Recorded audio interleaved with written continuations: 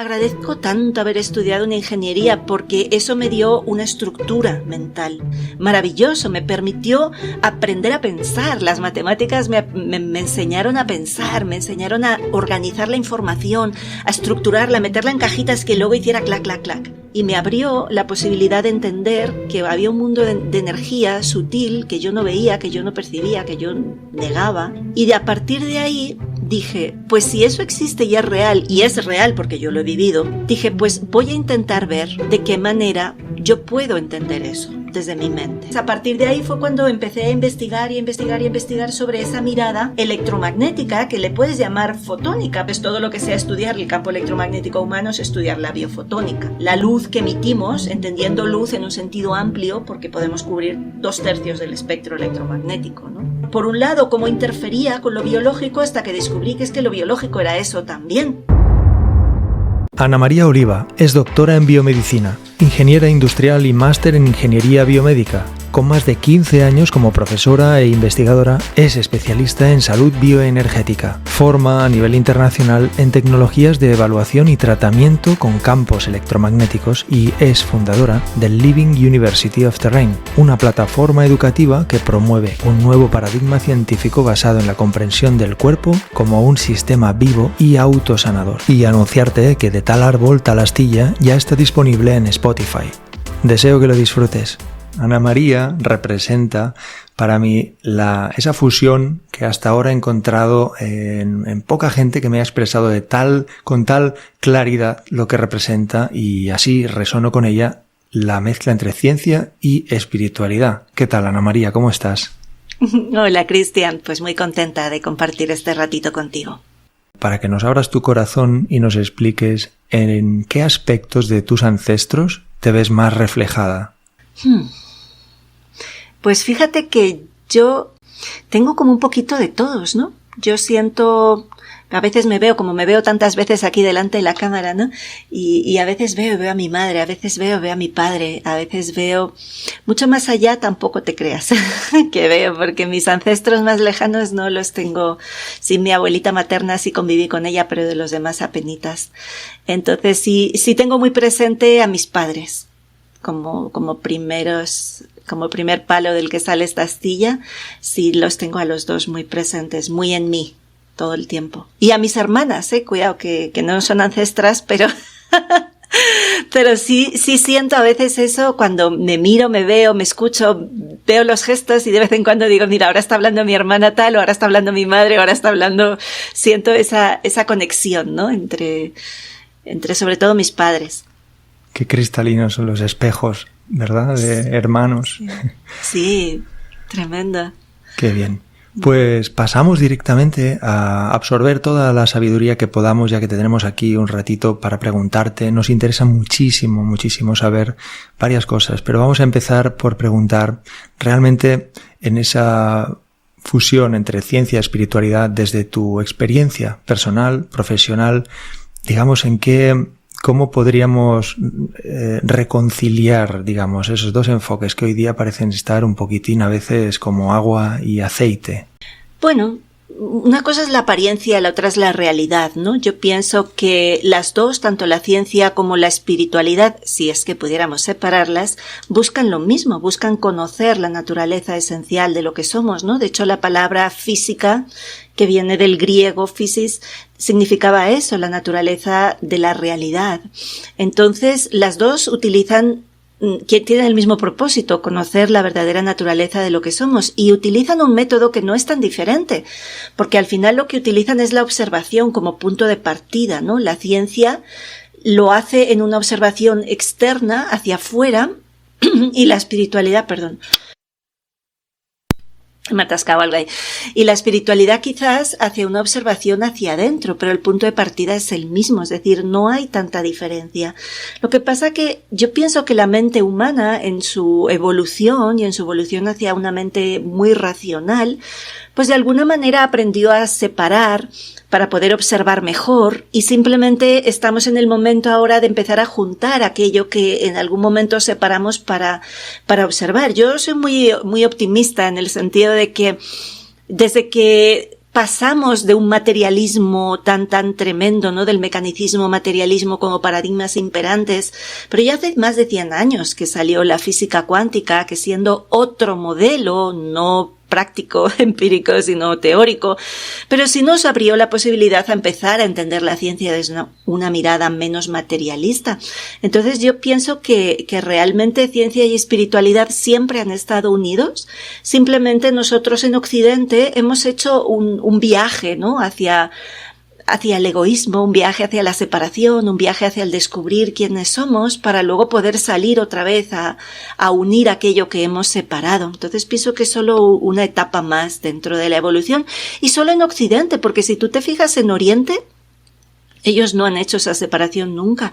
A mí, yo que soy muy fan de las tecnologías rusas, he tenido varios mentores rusos a nivel profesional y ellos no separan. Para ellos la experiencia subjetiva es tan real como la objetiva y no han tenido nunca esa occidentalización extrema. Siempre han mantenido ese estar en el medio entre Oriente y Occidente, ¿no? Y entonces yo creo que ahí está el punto en el que nosotros ahora mismo, a través de esos conceptos que nos abrió la mente la física cuántica, nos damos cuenta de que la experiencia subjetiva también es válida y al final pues esa es la raíz en la que construimos una experiencia personal con algo más grande que nosotros mismos, a lo que le puedes llamar espíritu o como quieras, ¿no? Qué bonita forma de explicarlo, porque realmente mi opinión es que hay como mucha confusión, ¿no? La gente oye un poquito campanas de lo que es la energía, de lo que es realmente. Es decir, de ciencia pues tampoco es que realmente tengamos mucha tendencia, y menos hoy día, que parece como que tiramos de titulares, ¿no? Y no profundizamos en lo que realmente hay detrás de un titular. ¿Cómo llegaste, Ana María? ¿En qué momento despierta la necesidad de poder encontrar el decir, hey, aquí esto va de la mano, ¿no? La ciencia y lo que va apareciendo en tu vida, ¿en qué momento, de qué forma se despierta tu interés por verlo todo como algo global, unido? Pues fíjate que no sé si es así o al revés, en el sentido de que yo desde muy chiquita he tenido un talante, desde muy chiquita he sido rarita. Desde muy chiquita no me ha interesado lo que le interesaba al resto de la gente, era una persona más bien solitaria, no tenía muchos amigos porque no me interesaba lo que hacían, y en cambio me encantaba pues subirme al monte y tenía ese talante contemplativo, ¿no? Igual de niña no tanto, pero de adolescente, por ejemplo, yo me recuerdo a mí como adolescente sufriendo mucho, pasándolo muy mal porque no entendía nada de este mundo, no entendía a nadie. No tenía sentido nada de lo que veía y de lo que escuchaba, ni en mi propia casa. y me recuerdo a mí eso, pues, subirme a la montaña, ¿no? Siempre yo he sido de montaña, aunque sea de Barcelona, haya nacido en el Mediterráneo, pero a mí me encanta la montaña. Entonces, de sentarme y mirar la luna, pasarme noches enteras mirando la luna, mirando las estrellas, mirando los animales, caminando monte arriba como las cabras, ¿no? Y en algún momento sentí la necesidad de mirar el mundo desde otra manera más material, o sea, fue al revés. Yo me percibo mucho más como un ser espiritual que luego se dedicó a la ingeniería que viceversa, ¿no? Que a veces me dice la gente, ¿cómo puede ser que una ingeniera busque la espiritualidad? No, pues es que la espiritualidad viene primero y lo otro es cómo nos manejamos en el mundo, ¿no? Entonces, fíjate que yo elegí estudiar ingeniería industrial, es mi primera formación en mecánica. Y la elegí por descarte. La elegí porque a mí me gustaban las matemáticas y la física y me gustaba mucho la biología y la medicina, pero soy muy floja para la sangre. Entonces dije, no, pues me voy a la otra parte que me gusta mucho, pero la elegí por descarte, básicamente. Y lo agradezco tanto, Cristian, agradezco tanto haber estudiado una ingeniería porque eso me dio una estructura mental. Es que a veces lo pensamos al revés, ¿sabes? A veces pensamos, eres una ingeniera, quiere decir que eres mecanicista, materialista y todo eso que percibimos como negativo y contrario a lo espiritual, pero no, a mí estudiar ingeniería me dio un uso de la mente maravilloso, me permitió aprender a pensar. Las matemáticas me enseñaron a pensar, me enseñaron a organizar la información, a estructurarla, a meterla en cajitas que luego hiciera clac, clac, clac, ¿no? Que todo eso me lo ha dado la carrera. Entonces, en mi caso ha sido más bien al revés. Ahora, sí he pasado varios momentos que los puedes llamar noches oscuras del alma, muy oscuras, muy dolorosas, y ahí es donde hay un crujido interno que te hace buscar más allá, ¿no? O sea, yo de adolescente lo pasé muy mal porque no entendía el mundo y no entendía nada, pero digámosle que seguí. Pero luego ya sí, tuve otro crujido tremendo y un tercer crujido tremendo y cada uno de esos crujidos son como... Fíjate, ¿sabes cuando tienes una escultura de barro y se agrieta? ¿Has visto el barro secado al sol y se agrieta, verdad? Y cada grieta permite que entre más luz. Y entonces tienes otro crujido que significa que de pronto hay otra grieta y entra más luz, ¿no? Y mi vida ha sido eso, agrietarme, romperme, y que gracias a ese romperme entrase más luz. Y entrase otra comprensión de mí, del mundo. Así ha sido. En este caminito, tal como yo me lo imagino, ¿no? Realmente... Claro, asentar las bases de esa mecánica, de esa manera de racionalizar y establecer una base para no irse demasiado hacia arriba, ¿no? Has nombrado algo sobre tus maestros rusos y entiendo también que a través de tus investigaciones te has dedicado mucho también a observar las máquinas que miden específicamente cosas que son increíbles. Sí, mira, enlazando con la pregunta anterior, en uno de los quiebres grandes que tuve, como me gusta la montaña, me fui a hacer el Camino de Santiago. Esto lo he contado varias veces. Me fui a hacer el Camino de Santiago porque, pues no quería irme a los Pirineos como hacía siempre, porque llevarme toda la logística, el camping gas y la tienda de campaña y todo eso yo sola se me hacía una montaña. Y dije, no, me voy al Camino de Santiago que tiene toda la logística fácil y si quiero estar sola estoy sola y si quiero hablar con alguien hablo con alguien, y me pareció que era muy conveniente. Pero ese Camino de Santiago, pues para mí fue una ruta absolutamente iniciática. Ahí me terminé de romper, se me terminó de romper el corazón, se me rompió el cuerpo, tuve unos dolores horrorosos por lesiones por todas partes, pero nació otra yo. Y nació una yo gracias a algunas personas, ahora estoy recordando por ejemplo a Saska, que me ayudó tantísimo porque me abrió el mundo de la energía, que yo no lo conocía. Y me abrió la posibilidad de entender que había un mundo de energía sutil que yo no veía, que yo no percibía, que yo negaba, pero ella me lo demostró. Y a partir de ahí dije, pues si eso existe y es real porque yo lo he vivido, no puedes negar la evidencia de lo que has experimentado por ti mismo, dije, pues voy a intentar ver de qué manera yo puedo entender eso desde mi mente. Entonces ahí tuve la bendición, porque mi Dios es muy grande, que me encontré la primera tecnología que sigue siendo mi niña mimada, que es la BioWell, que le llaman ahora. En su época era GDB, en este momento es BioWell, y es la misma tecnología. Es una tecnología tipo Kirlian en la que tú pones los deditos y te sale el campo de energía. Y es una herramienta validada, científica, con un montón de publicaciones, y pues que es reconocida internacionalmente como una herramienta válida para medir, pues como lo pudiera ser el electrocardiograma, que no deja de ser una herramienta válida para medir parte de tu campo energético. ¿Sí? Que a veces ponemos sesgos ahí como curiosos, ¿no? Pues el electrocardiograma hace eso, el electroencefalograma hace eso, una cámara de infrarrojos está mirando parte de tu campo energético, basándose en la temperatura, pero es parte del campo electromagnético en la banda de infrarrojo. Entonces me encontré con esa tecnología, a partir de ahí empecé como a investigar por mí misma, luego hice un máster en ingeniería biomédica y entonces ahí ya sí pude aprender a leer biología de otra manera y aprender, todas las técnicas que estaban en ese momento, toda la tecnología, el estado del arte, y ahí fue cuando empecé a meterme ya más en ese mundo tecnológico, pero el punto de partida fue una experiencia personal que es innegable. Entonces, a partir de ahí, mi mente curiosa dice, si yo esto lo he experimentado y sé que mi cuerpo es un vehículo material en parte, pues tengo que poderlo ver, tengo que poderlo mostrar, tengo que poderlo entender. Y ahí hace más de 20 años que vengo con ese intentar entender un poquito más de nosotros, ¿no?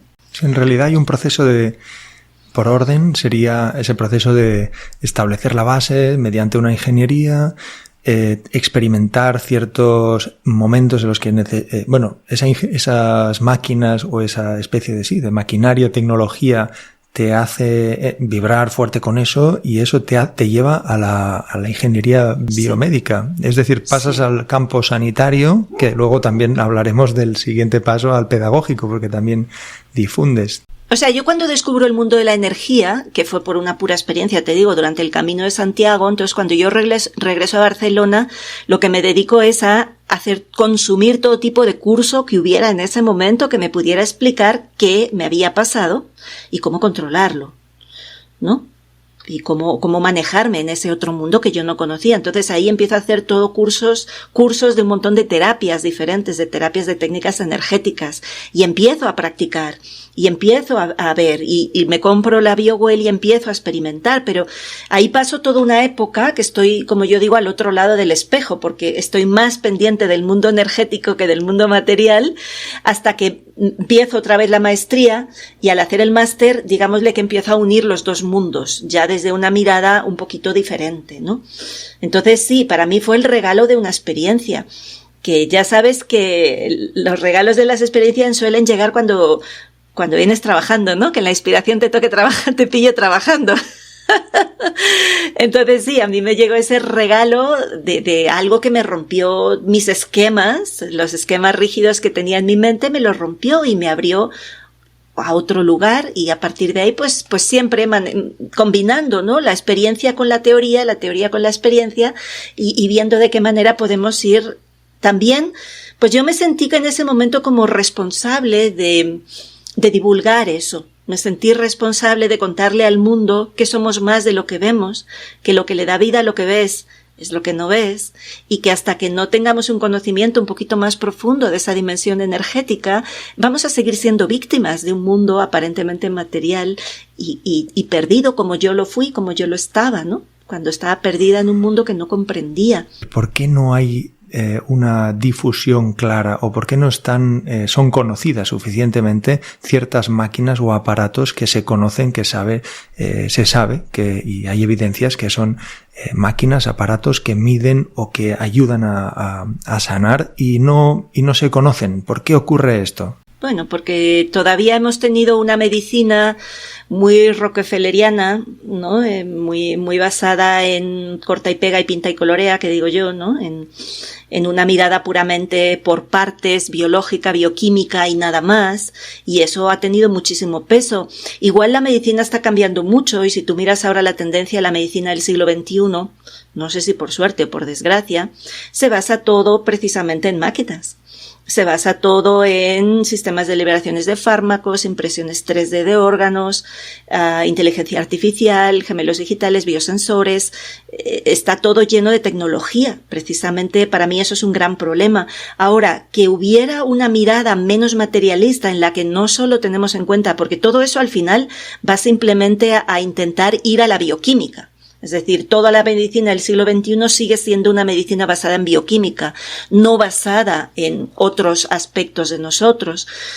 Eso es una deuda pendiente que tenemos. ¿Por qué ocurre? Pues por lo mismo que han ocurrido tantas cosas. Cuando en 1907 se sacó el informe Flexner, pues el informe Flexner se cargó cualquier otra mirada que hubiera podido haber sobre el ser humano, y porque además somos terriblemente ignorantes a nivel espiritual, Cristian. Somos terriblemente ignorantes, no sabemos los cuerpos que tenemos, cómo cuidarlos, no nos han dado. La gente ha confundido espiritualidad con religión demasiadas veces. Entonces, no, la religión es una cosa, una serie de dogmas, pero la espiritualidad es lo que realmente tú eres, y somos tremendamente ignorantes. Y también hay otro factor ahí, que es que también hay mucha gente que vende humo, y hay muchas tecnologías que nos han hecho flaco favor, porque no cumplen ningún requisito de nada, no tienen los más mínimos avales, vamos a decir así, y entonces también pues ha metido todo en el mismo saco, de manera que todo lo energético, cuántico, tal, pues se ha metido en el saco de los vendehumos, cuando sí hay mucho vendehumos ahí fuera, pero hay otras que realmente nos pueden dar una mirada diferente. Pero como todo nuestro mindset, nuestras referencias es de una biología materialista, pues es muy difícil que nadie siquiera crea o tenga siquiera la posibilidad de pensar, porque hay un tema que es simplemente pensamiento. O sea, si tu corazón es un órgano y es eléctrico, ¿por qué no estudiamos un poquito mejor la fisiología electromagnética? Pero a mí me genera mucha frustración eso, Cristian. Sí, entiendo perfectamente. Sí, a mí me lleva también a hasta qué punto realmente esta inteligencia artificial, ¿no? es positiva para participar en la salud del futuro, o hasta qué punto pues esos inventos llamados Neuralink son realmente algo que forman parte de algún tipo de, en fin, ya entraríamos en un tema que al final, bueno, es el que está de día, no todo está al día, no todo el mundo se atreve hoy día a hablar de esto, pero realmente el camino parece ser que hay una especie de intención de confundir, ¿no? Y llevar a la gente a que no conecte con esa espiritualidad y esa luz que tú has podido ver claramente por una tecnologización que domine eso. Claro, pero eso es el resultado de una mirada totalmente materialista sobre la vida, y además, fíjate que yo no me acuerdo ahora qué siglo era, debe ser el 18, no me acuerdo, el paradigma del mecanicismo, ¿no? Ahí fue donde nos empezaron a fastidiar del todo, cuando dijeron que para comprender la naturaleza teníamos que poder comprender los mecanismos. ¿Cómo los mecanismos? Si nosotros no somos un mecanismo, somos un organismo, ¿no? Y yo muchas veces pongo el ejemplo de la bicicleta que le compré a mis hijos cuando eran chiquitos. Oye, se le rompe una rueda, se le pincha una rueda y hay que arreglarla, no se repara sola, pero un brazo roto sí se repara solo, y cualquier otra herida sí se repara solo, y mis hijos crecieron y las bicicletas no. O sea que desde la mirada más simple y de sentido común no somos mecanismos, somos autorreparables. Pero hay una gran tendencia a que nos comparen con mecanismos, a ver el mundo como un mecanismo. De hecho, a mí una de las cosas que más me aterra es esa mirada del universo como una simulación, y esa mirada tan materialista de todo. Entonces, a partir de ahí, el siguiente paso es decirte, bueno, pero es que somos limitados. Y ahí fíjate la falacia, esa es muy interesante, porque te dicen, somos muy limitados, pero si tú estudias, toda la computación cuántica se basa en lo que saben del cerebro. La computación cuántica se basa en imitar el cerebro. El Neuralink y todas las redes neuronales que les llaman, fíjate que el secuestro del lenguaje, ¿no? Le llaman redes neuronales a software. Pero es igual, ese software de autoaprendizaje, lo que sea, ¿qué hace? Intentar imitar lo que hacen las neuronas. Es decir, todo eso que nos pretenden decir que es lo que nos va a mejorar, en realidad no es más que una copia de cómo funcionamos nosotros. Y nos quieren convencer de que el cuerpo es limitado y de que solo a través de una hibridación con lo tecnológico podremos llegar a ser más. Ese pensamiento es muy peligroso. Y ese pensamiento destruye toda la dignidad del ser humano. Y ese pensamiento, además de ser mentira, también demuestra una gran ignorancia de lo que realmente somos. Entonces, ese es uno de mis temas favoritos, Cristian. Que sepas. Lo noto. Y entrando pero vamos, lo puedes desarrollar, ¿eh? A mí me encanta, es decir, no es una información al fin y al cabo que hay mucha gente que estará necesitando escucharlo también para abrir los ojos, y más de la mano de alguien que no es que se haya leído 2 o 3 libros y viene aquí a hablar, sino de alguien que ha experimentado con lo que es realmente de dónde sale la luz. Somos luz, ¿sí? ¿De dónde sale? Pues tú lo has visto.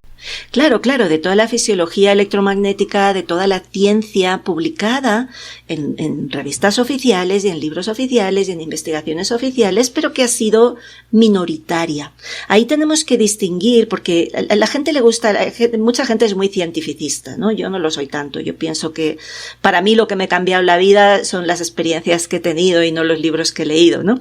Pero es verdad que una información adecuada te permite ubicar esa experiencia en una cajita correcta, ¿no? Porque, por ejemplo, en mi propio proceso personal, cuando yo hago el Camino de Santiago y tengo esa vivencia de lo energético, desde la pura vivencia, yo no sabía dónde meter eso porque no tenía dónde ubicarlo. No tenía una casilla en mi mente preparada para lo sutil o lo extraordinario, no la tenía. Y como no la tenía, me fui a buscar un conocimiento a fuentes erróneas. Y eso me llevó 20 años de estar muy perdida, ¿no?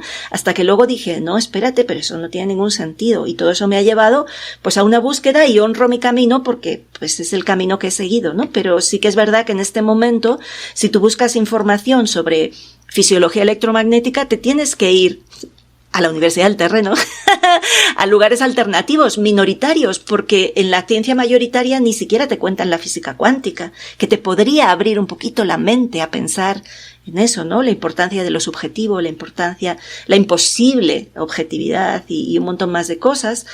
Pero bueno, pues ahí estamos. Este mundo del transhumanismo que decías a mí me gusta mucho porque creo que es muy importante. O sea, cuando yo trabajé 5 años y pico en un laboratorio de nanobioingeniería.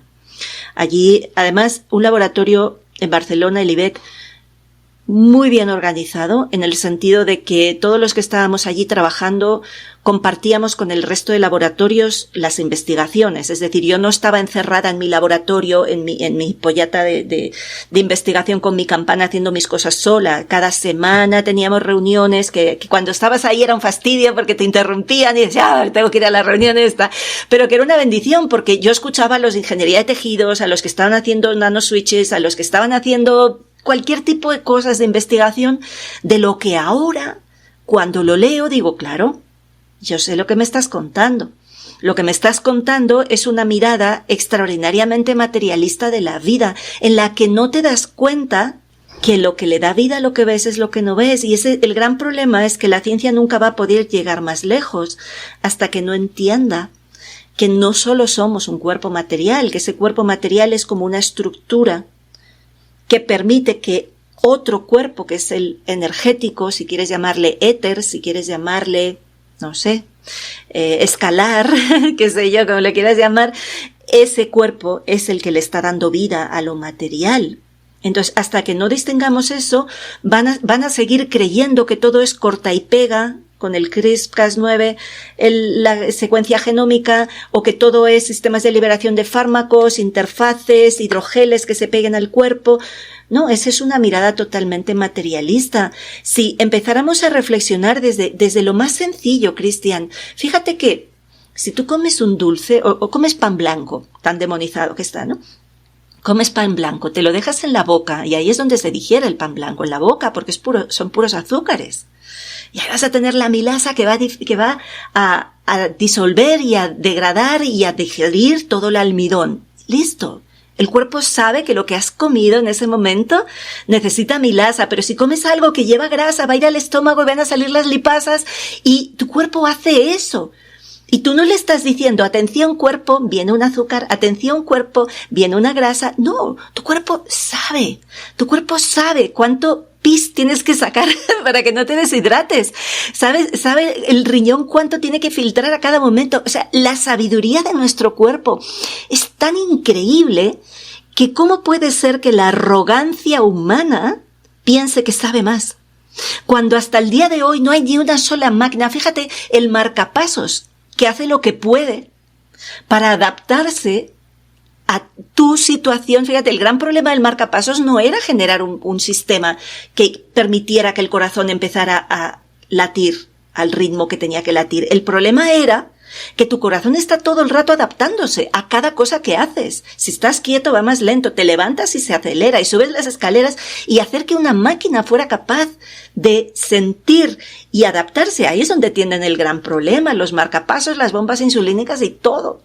En la adaptación, porque nuestro cuerpo es increíblemente maravilloso. Entonces, aunque solo sea rendirse y ser un poquito más humilde ante esa inteligencia biológica que hace las cosas por sí misma. Claro, no es solo una inteligencia biológica, pero aunque solo fuera desde esa mirada más plana, al decir, ¿cómo te atreves a pensar que tú sabes más que tu cuerpo, que te ha mantenido vivo todo este tiempo adaptándose a sol y sombra, lluvia, viento y a toxicidades múltiples, ¿no? A mí eso es lo que me asombra, ver la arrogancia y la cerrazón mental de una gente que creen que porque te pongan un chip vas a pensar más.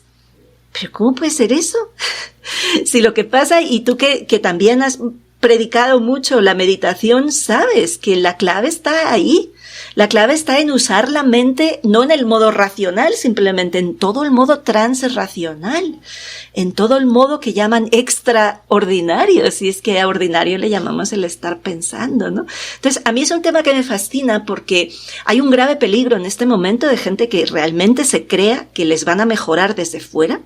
Gente que está buscando externalizar las soluciones porque externalizan las causas. Y eso es parte de la educación que hemos recibido, ¿no? O sea, tu niñito pequeño se da un golpe contra la mesa y enseguida dicen mesa mala. ¿Cómo mesa mala? No es la mesa la que te ha dado un golpe, eres tú que no has calculado la distancia, no pasa nada y aprenderás a calcular. Pero venimos siempre diciendo, no, lo que nos enferma es lo de fuera, lo que nos salva es lo de fuera.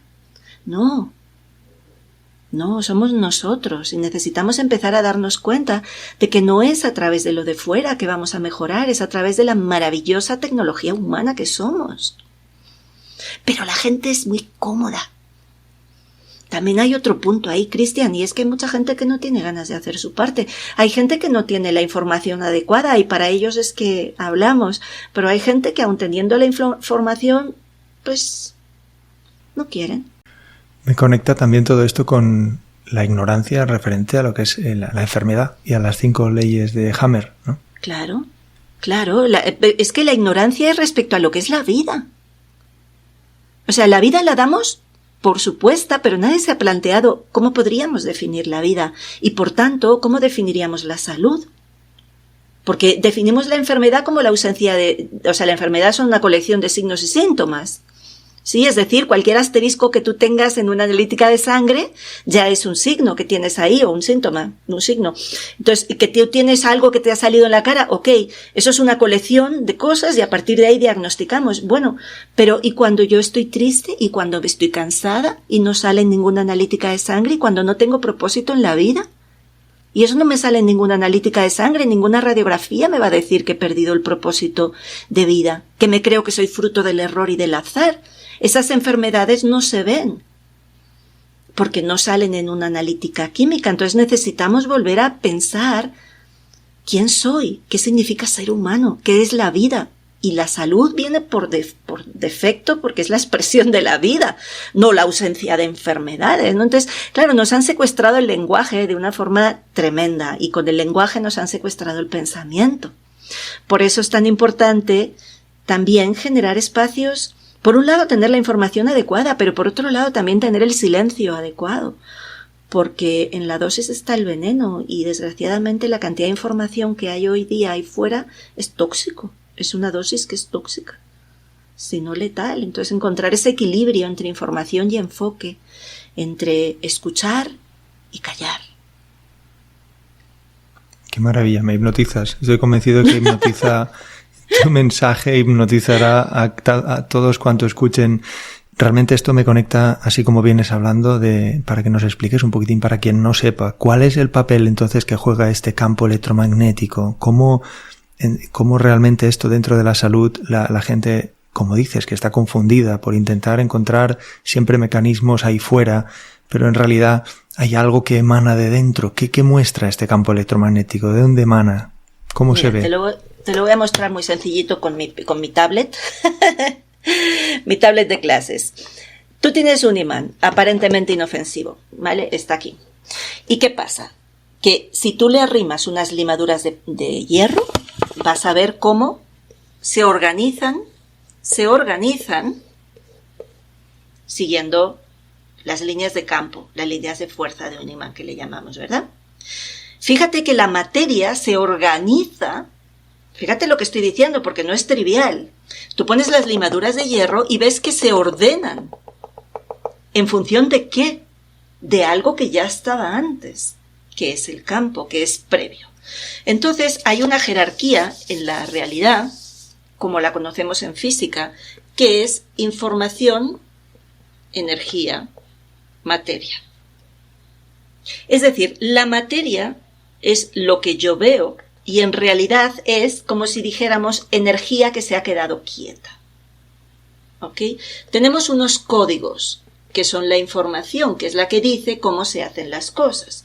Luego tenemos una energía, que es la que utiliza estos códigos para transformar la materia.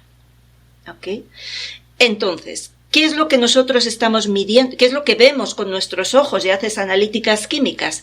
A lo material. Pero lo material viene conformado, se le da la forma y la sustancia a través de la energía.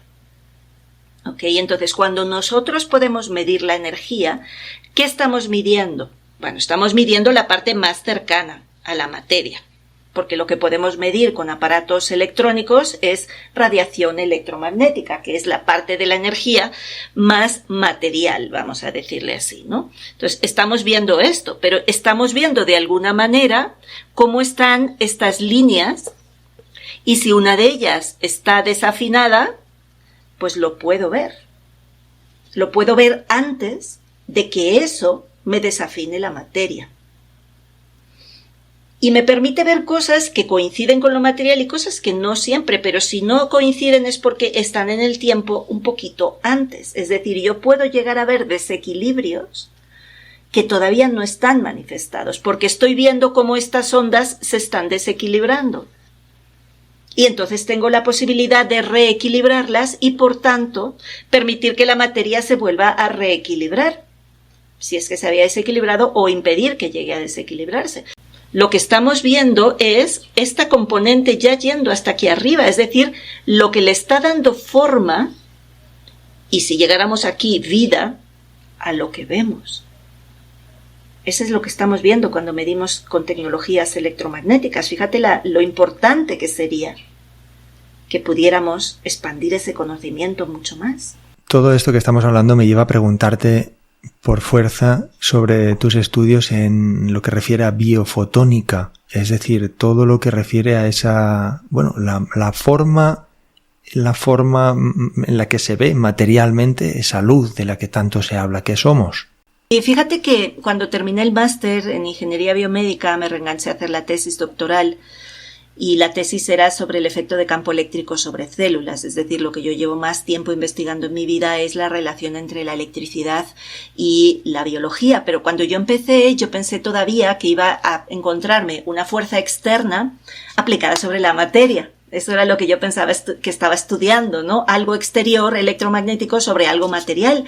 Pero ahí fue, haciendo la tesis, que me di cuenta de que no, que yo estaba viendo el efecto de una radiación sobre algo que en sí mismo era una radiación también, ¿sí? Entonces, a partir de ahí fue cuando empecé a investigar sobre esa mirada electromagnética, que le puedes llamar fotónica, porque al final, en la dualidad que decimos onda-corpúsculo, el corpúsculo de la radiación electromagnética es un fotón. Entonces, todo lo que sea estudiar el campo electromagnético humano es estudiar la biofotónica. Sí, es estudiar la luz que emitimos, entendiendo luz en un sentido amplio, porque podemos cubrir 2/3 del espectro electromagnético, ¿no? La parte de electrónica, la parte de óptica, con esa misma palabra. Entonces yo me dediqué a eso, a investigar sobre, por un lado, cómo interfería con lo biológico, hasta que descubrí que es que lo biológico era eso también.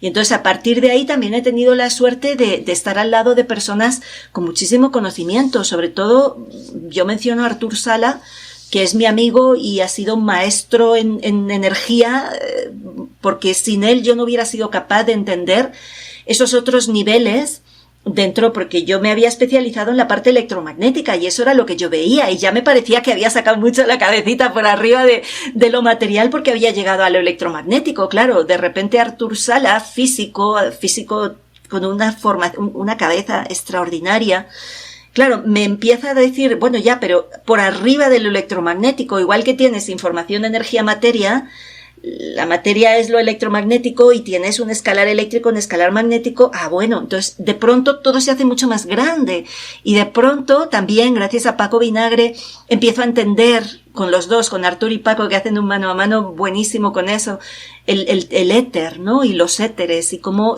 de lo inmaterial se genera lo material. Eso se lo agradezco a Paco, porque de verdad, o sea, hubo un día en una charla que como que me iluminé, ¿no? Igual que una vez con Artur me iluminé al entender, mira, es que igual que hay esos 3 niveles en lo que veo de lo material, hay esos mismos 3 niveles en lo que veo de lo energético. Bueno, ahora ya puedo explicar por qué ciertas cosas que no se pueden explicar desde el nivel más bajo, ¿no? Y luego Paco, hablando de cómo desde lo inmaterial etérico se llega a generar la vida, las células, ¿sabes? Todo eso a mí me apasiona, porque es cuando te das cuenta por un lado, de lo maravilloso que es la naturaleza, lo maravilloso que es lo que somos, y también lo pequeños e ignorantes que somos, ¿no? Como ni siquiera hemos descubierto el 0.000001% de lo que realmente somos. Entonces eso para mí, yo me siento bendecida de tener estos compañeros de camino con los que aprendo tanto, y que luego me permite también, pues eso, ¿no? Seguir compartiendo, porque yo como no me callo, pues seguir compartiendo eso que voy aprendiendo. Todo esto entra tu faceta pedagógica, ¿no? De que antes has nombrado, para quien no conozca, Universidad del Terreno, y bueno, y creo que también Artur y Paco Vinagre son integrantes, docentes, y bueno, a las futuras generaciones, ¿cómo podemos educar a nuestros hijos para que estén realmente más atentos a que ese poder que disponen, que va más allá de lo material? Pues mira, lo primero que tenemos que hacer es ayudarles a pensar críticamente, ayudarles a que no crean todo lo que le dicen, eliminar todas las falacias de autoridad y todas las falacias de ad nauseum y todas las que nos han metido, ojalá, y sacarles del sistema educativo castrante, y ayudarles sobre todo a que sean capaces de pensar por sí mismos, de poner una duda razonable sobre las cosas y empezar a fiarse de sus observaciones y ampliar también su capacidad de observación, ayudarles a que piensen, eso es lo primero, a quitarles de las pantallas que les quitan la vida, que les quitan la voluntad, que les contaminan químicamente su cerebro. O sea, eso sería lo primero, ¿no? Lo segundo que tenemos que hacer es empezar a generar propuestas educativas diferentes y empezar y ayudarles a darse cuenta de que hay una naturaleza, hay una biología bonita que te hace que no tengas miedo de las cosas, y hay una mirada sobre la vida en la que sí, tú puedes empezar a percibir las cosas más allá de lo que tus sentidos te dicen, ¿no? O sea, a mí me encantaría que todos los niños tuvieran la posibilidad de hacer unos ejercicios muy sencillos, ¿no? Por ejemplo, yo me froto las manos y agarro esta taza que es de metal y la siento, ¿ok? Y ahora hago lo mismo con la planta que se me está muriendo, ahora que me la miro, pobrecita, y la toco. Y puedo sentir la diferencia entre lo vivo y lo no vivo. Eso que siento es la vida. Puedes hacer lo mismo con un perro, puedes tocar una roca y puedes tocar un perro y vas a sentir una diferencia, más allá del calor, también del calor y de la textura, pero puedes entrenarte a sentir una diferencia, puedes escuchar un sonido de algo material artificial y puedes escuchar el sonido de los pájaros e intentar conectar con ese algo más allá, ¿no? Ese algo del pájaro que tiene alma, que es un animal y que por tanto tiene alma, y intentar sacarles también, o sea, ayudarles a observar con sus propios medios, con sus propios sentidos. Puedes hacerlo con la vista, con el tacto, con el oído, es lo más fácil. Y aprender eso, ¿no? A decir, ¿y qué estás sintiendo? ¿Y qué estás sintiendo? Y ayudarles a no solo a tener recursos de inteligencia emocional, sino también a sentir, a ser más perceptivos, ¿no? Los niños son tremendamente perceptivos. La generación que está subiendo nos da 40 vueltas en todo. Entonces, todo lo que podamos hacer para ayudarles a que saquen de sí más toda la tecnología humana. Mira lo que están haciendo los niños.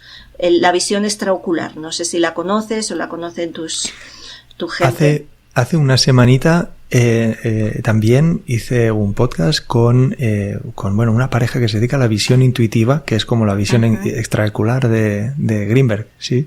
Sí, pues fíjate, o sea, mis hijos lo hacen, y cuando empezaron, yo me acuerdo porque uno de los primeros días andaba paseando por la calle con uno de mis hijos, son gemelos, entonces siempre vamos a la par, y me decía, mamá, pero esto es imposible, ¿no? Y le digo, pues no, porque tú lo has hecho.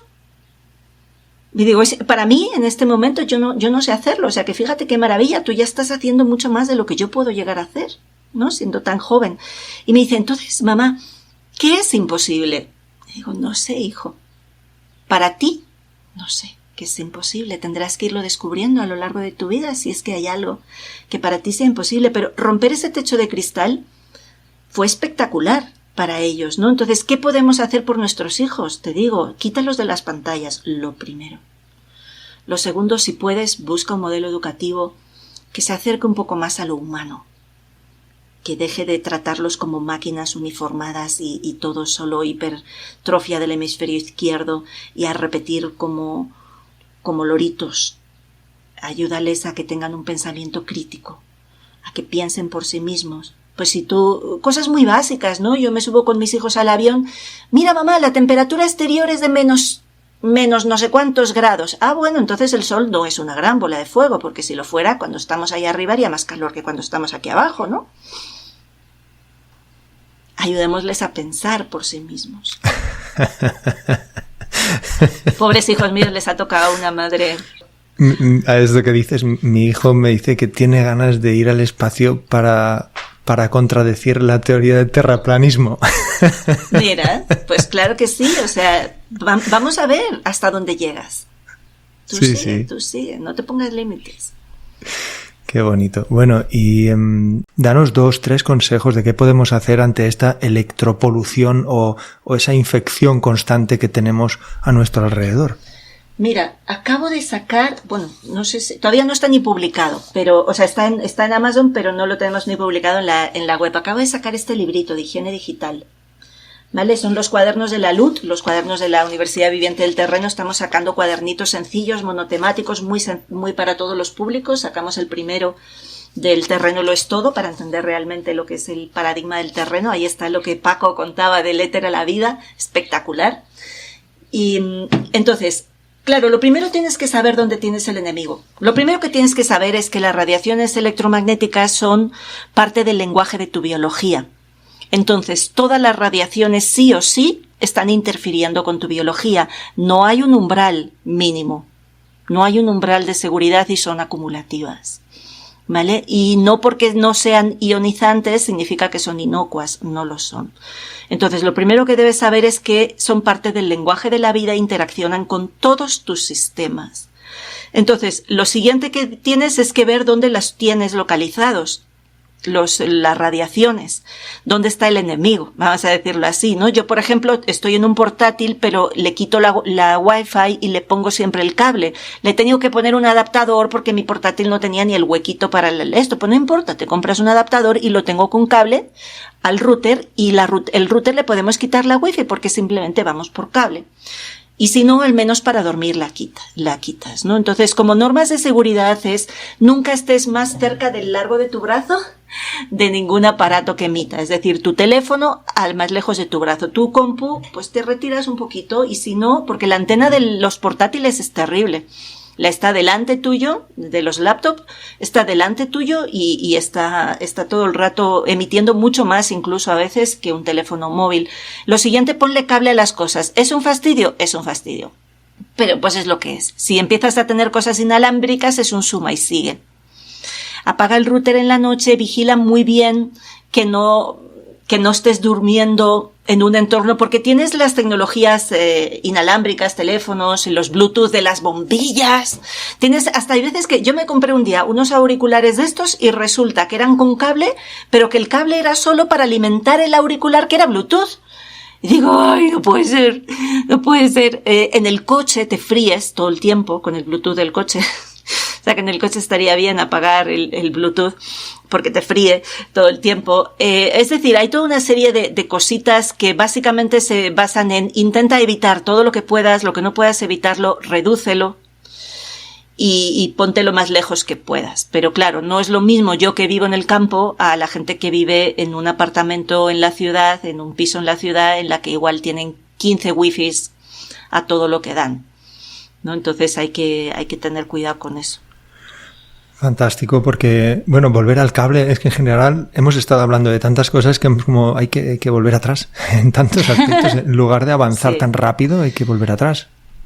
Sí, hay que volver a lo sencillo. O sea, yo creo que estamos en el momento precisamente en una bifurcación importante en la sociedad, eso se ve a simple vista, en la que la decisión está en si tomamos el camino orgánico o el camino sintético, en todo, la vía artificial o la vía natural. Entonces, desde esa mirada todo es muy sencillo, porque no es un demonizar las tecnologías. Oye, tú y yo nos estamos comunicando gracias a las tecnologías y yo trabajo todo el tiempo gracias a las tecnologías, tanto en la práctica terapéutica como en las clases y en todo lo que hacemos. No es un demonizar, es un saber quién usa a quién. ¿No? Cuando yo a mis hijos, por ejemplo, que por cierto, también hemos hecho una masterclass gratuita que la pueden ver desde Escuelas Vivas. Yo tengo 2 proyectos educativos, uno de primaria, de escuela de primaria, que es escuelasvivas.com, y el otro que es la universityofterrain.com, que es para adultos. Entonces, hicimos una masterclass sobre niños y pantallas, de por qué no se les puede dejar a los niños que usen pantallas y cómo hacer una transición o qué estrategias poder utilizar, porque muchas familias ya se encuentran con ese problema. Entonces, esa se la pueden descargar, es gratuita, está dentro de la página principal de las escuelas vivas para todos los que quieran pues educar diferente a sus hijos. Vamos a hacer una enseguidita sobre acoso escolar también, porque son cosas que hay que hablar de ellas, ¿no? Y el cuaderno el cuaderno de higiene digital, creo que ya está puesto en la página web de la Universidad del Terreno, pero ni siquiera lo hemos todavía publicado así en voz alta, ¿no? Pero ahí lo pueden encontrar. Entonces, es muy importante que estas cositas las tengamos claras, porque si no, nosotros mismos somos los que somos un mal ejemplo. Y la cuestión siempre es ¿quién usa a quién? ¿Quién usa a quién? Las decisiones, yo te digo, me parecen muy sencillas, porque entre comprar uvas con pepitas o uvas modificadas genéticamente que no tienen pepitas, pues está claro que la vía orgánica, ¿no? La vía orgánica. Cuando hablamos de tecnología, mis hijos a veces me decían, mamá, nunca me dejas usar la tablet. Pero puedo hacer un stop motion. Y entonces yo les decía, sí, las stop motion son estas peliculitas que ellos hacen con plastilina y hacen ahí como los muñequitos o con sus propios peluches, y entonces van sacando fotogramas y hacen películas. Digo, sí, si tú quieres usar la tecnología, sí, pero si solo vas a consumir tecnología, no. Entonces, si esas diferencias las tenemos nosotros claras, pues igual hasta haremos también nosotros un mejor uso, ¿no? Porque cuántas veces estamos así solo para calmarnos.